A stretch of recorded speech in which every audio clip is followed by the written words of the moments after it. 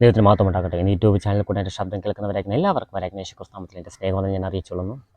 ഇന്ന് പാൽക്കാലം ഞാൻ എന്ത് പറയണമെന്ന് ദൈവത്തോട് ചോദിച്ചപ്പോൾ അവൻ എന്നെ പഠിപ്പിച്ചൊരു വചനമാണ് ഇന്ന് പാൽക്കാലം ഞാൻ നിങ്ങളുടെ മുമ്പിൽ പറയാൻ ആഗ്രഹിക്കുന്നത്. ഈ വചനം ചില വർഷങ്ങൾക്ക് മുമ്പ് ഞാൻ ദൈവത്തോട് ചോദിച്ച ചില ചോദ്യങ്ങൾക്ക് ദൈവം മറുപടിയായിട്ട് തന്ന വചനമാണ്. ഞാൻ മാനസാന്തരപ്പെട്ട് ദൈവത്തിനെ അറിഞ്ഞ് ദൈവത്തിൻ്റെ വഴി നടക്കുവാൻ തുടങ്ങിയപ്പോൾ എൻ്റെ ജീവിതത്തിൽ ഒരുപാട് കഷ്ടതകൾ വന്നു. അപ്പോൾ ഞാൻ എപ്പോഴും ദൈവത്തോടത്ത് പോയി ചോദിക്കുക, എന്തിനാണ് ഈ കഷ്ടത? ഈ കഷ്ടതയുടെ ഉദ്ദേശം എന്താണ്? അന്ന് ദൈവം എനിക്ക് വചനത്തിൽ കൂടെ മറുപടി തന്നു. ഇന്ന് പകൽക്കാലം വിശ്വാസിയാണോ, വിളിച്ചു വേർതിരിക്കപ്പെട്ട ഒരു വ്യക്തിയാണോ, ദൈവത്തിൻ്റെ മകനാണോ മകളാണോ, ഇന്ന് പകൽക്കാലം നിൻ്റെ ജീവിതത്തിൽ കഷ്ടത ഉണ്ടെങ്കിൽ നീ ഒന്ന് മാത്രം ചിന്തിച്ചാൽ മതി. ഈ കഷ്ടത സ്വർഗീയ എന്തോ പ്ലാൻ നിന്നിൽ കൂടെ നടക്കുവാൻ വേണ്ടിയാണ്. ഈ കഷ്ടത ഒരിക്കലും നിന്നെ നശിപ്പിച്ച് കളയില്ല. ഈ കഷ്ടതയിൽ നീ ഒരിക്കലും മുടിഞ്ഞു പോവില്ല. ഈ കഷ്ടത നിൻ്റെ ജീവിതത്തിൽ എന്തോ ഒരു നന്മയ്ക്ക് വേണ്ടിയാണ്. ചിലപ്പോൾ നിൻ്റെ ചില പാപങ്ങൾ വിട്ടുതിരിയാൻ വേണ്ടിയായിരിക്കും. ചിലപ്പോൾ നീ ചിലരുടെ മുമ്പിൽ തല താഴ്ത്തി നിന്നിട്ടുണ്ടല്ലേ, അവിടെ മുമ്പിൽ തല ഉയർത്തുവാൻ വേണ്ടിയാണ്. ഒരിക്കലും ഈ കഷ്ടത നിന്നെ നശിപ്പിച്ച് കളയില്ല. ആമേൻ. കഷ്ടത അനുവദിക്കുന്നത് ദൈവമാണ്. അതുകൊണ്ട് ഒരിക്കലും ആ കഷ്ടതയിൽ നീ മുടിഞ്ഞു പോകില്ല. ആമേൻ. ഹല്ലേലൂയ. നമുക്കൊരു വചനം വായിക്കാം. ആമേൻ. ഇസ്രായേൽ ജനത്തിന് ദൈവം കഷ്ടത നൽകി.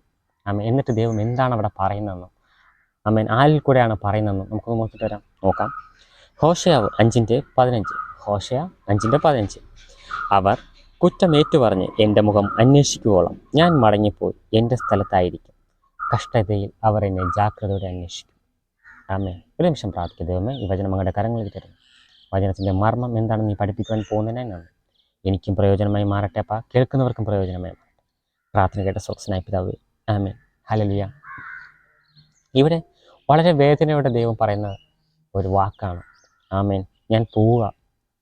ആമേൻ. ദൈവം എപ്പോഴും നമ്മുടെ കൂടെ ഇരിക്കാൻ ആഗ്രഹിക്കുന്ന ഒരു വ്യക്തിയാണെന്ന് ബൈബിൾ വായിക്കുമ്പോൾ എനിക്ക് മനസ്സിലായ ഒരു കാര്യമാണ്.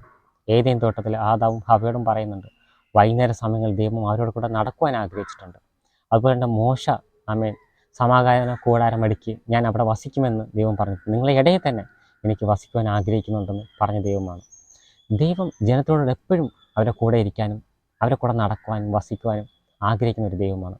എന്നാൽ ജനം പാപം ചെയ്യുമ്പോൾ, അക്രമം ചെയ്യുമ്പോൾ ദൈവത്തിന് അവരെ കൂടെ വസിക്കുവാൻ പറ്റുന്നില്ല.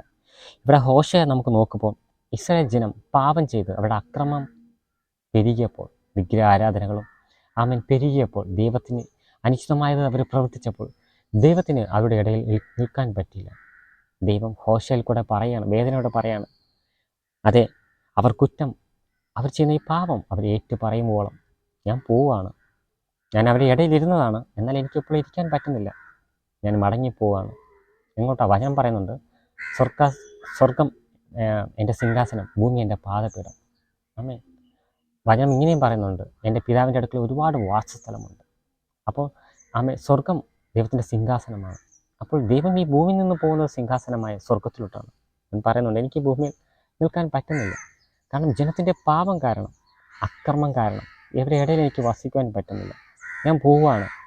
ഭയങ്കര വേദനയോടെ ദൈവം പറയുന്നൊരു കാര്യമാണ്, ഞാൻ ഒരുപാട് സ്നേഹിക്കുന്ന ജനം, എന്നാൽ ഇന്ന് നിൻ്റെ ഇടയിൽ നിൽക്കാൻ പറ്റുന്നില്ല.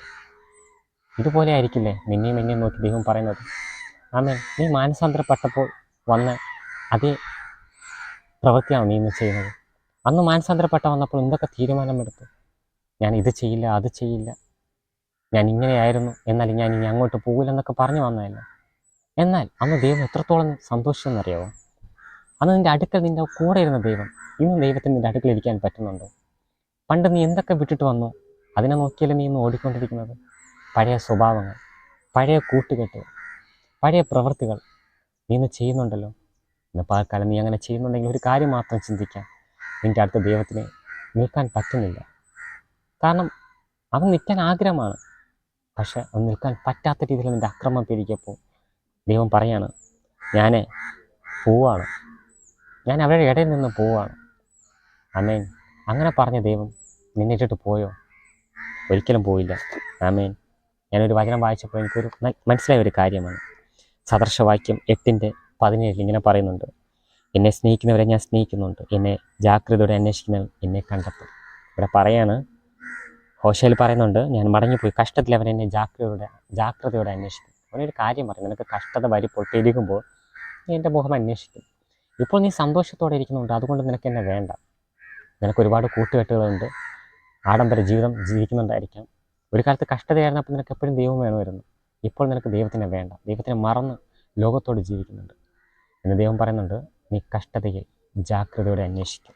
ആമേൻ. സദർശവാക്യത്തിൽ ഇങ്ങനെ പറയുന്നുണ്ട്, എന്നെ ജാഗ്രതയോടെ അന്വേഷിക്കുകയാണെങ്കിൽ നീ എന്നെ കണ്ടെത്തും. ആമേൻ. ഹല്ലേലൂയ.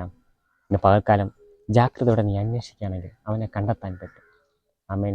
ഹോശേൽ പറയുന്നുണ്ട്, ഞാൻ പോവുകയാണ്. ആമേൻ. ദൈവം നിന്നെയും എന്നെയും വിട്ട് പോയിരുന്നെങ്കിലേ ആദ്യം എന്ത് സംഭവിക്കുമെന്നറിയാമോ? നിൻ്റെയും എൻ്റെയും മരണമാണ്. അതിന് ഏറ്റവും വലിയ തെളിവെന്തെന്നറിയാമോ? വചനം ഇങ്ങനെ പറയുന്നുണ്ട്, പ്രതിരോധിയായ ശത്രു നിന്നെ എങ്ങനെ വിഴുങ്ങാമെന്ന് നിന്നെ ചുറ്റിത്തിരിഞ്ഞുകൊണ്ട് നടക്കുന്നുണ്ട്. എപ്പം നിന്നെ അപകടത്തിലിട്ട് ഈ ഭൂമിയിൽ നിന്ന് നിൽക്കാം എന്നവൻ നോക്കിക്കൊണ്ടിരിക്കുകയാണ്. കാരണം ഒരു വ്യക്തി മാനസാന്തരപ്പെട്ട് സ്വർഗത്തിൽ പോകുന്നതിനേക്കാൾ പാപം ചെയ്ത് നരകത്തിൽ പോകുന്നത് ഒരുപാട് സന്തോഷിക്കുന്നവനാണ് പിശാച്. അതുകൊണ്ട് എപ്പോഴും നിൻ്റെ ഈ ആത്മാവിനെ ആമൻ സാത്താനെ ആമൻ നോട്ടമുണ്ട്. എപ്പോഴും നിന്നെ പാവത്തിൽ തള്ളിയിട്ട് ഈ ഭൂമിയിൽ നിന്ന് നീക്കുവാൻ വേണ്ടി അവൻ ആഗ്രഹിക്കുന്നുണ്ട്. എന്നാൽ വചനം പറയുന്നുണ്ട്, ദൈവം പറയുന്നുണ്ട്, നിന്നെ വിട്ട് ഞാൻ പോകുന്നുണ്ട്. പോയിട്ടും ദൈവത്തിൻ്റെ ദൃഷ്ടി അല്ലെങ്കിൽ ദൈവത്തിൻ്റെ നോട്ടം നിൻ്റെ മേൽ നിന്ന് പോയിട്ടില്ല. പോയിന്നെങ്കിൽ നീ ഒന്ന് മാത്രം ചിന്തിച്ചാൽ മതി, നീ ഈ ഭൂമിയിൽ നിന്ന് പോയേനെ. പോകാത്ത എന്തുകൊണ്ടെന്നറിയാവോ?